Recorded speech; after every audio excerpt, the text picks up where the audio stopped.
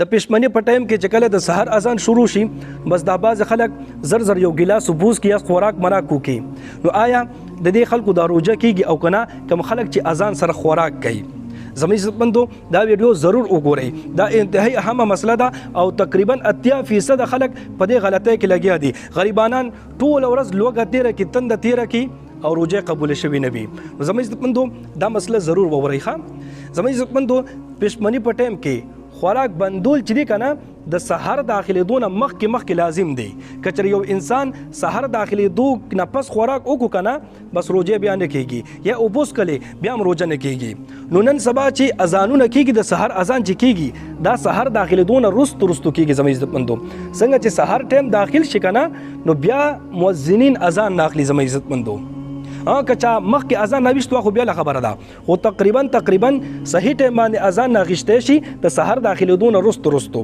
نو لہذا کچا هم د اذان په دوران کې دغه اذان شروع دی او د اوبوس کلیا خوراک وکړو نو د روزه نه کیږي. او د مزه خبره پکې بیا دا چې دا روزه بم بیا اثر ترسي دا بم ماتای نه د دې روزه د قدر او احترام په وجه به دا روزه سر ترسي او بیا به یو روزه قضا را ګرځي. زموږ عزتمندو نو لہذا اذان شروع کېدونه کوشش کوي چې 3-4 منټه مخکې تاسو خوراک هم بندوي اسکاک هم بندوي او په مو بچ دي کنه دا د اذان نه یو 100 منټه مخکې بندوي دا 100 منټه اواز چوش کنه چې اذان ته 10 منټه وخت پاتې دی. بس دا کټیم کې کوشش کوي چې بس زر تر زره تاسو اوبو ته ضرورت اوبس کوي یا خوراک ته ضرورت زر خوراک کوي چې څنګه اذان شروع شي د اذان نه یو 2 منټه مخکې احتیاطاً خوراک بندول پکار دي. زموږ عزتمندو او کچا هم پکې او بعض خلک پکې بیا سوي ویلا اذان دا لومبه اذان دی وی اخیری اذان لا پاتې دی چې کله اخیری اذان وشي کنه اخیری جمعات کې چته اذان وشي اینه پس ته بیا خوراک بند کی.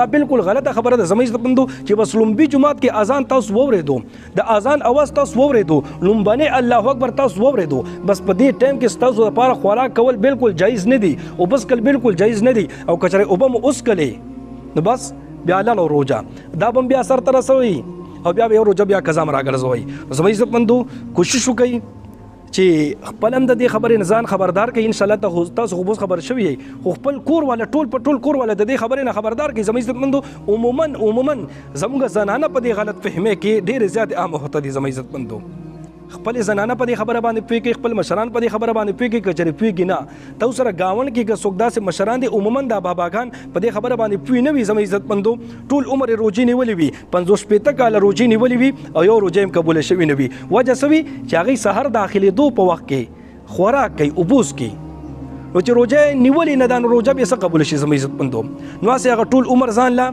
هغه تندم برداشت کی لوګه برداشت کی و یا هندوستانه خدای ناراضه نو اسبه سم هغه مهنت هم ضایع شي تکلیف هم ضایع شي ثواب راته ملونه شي.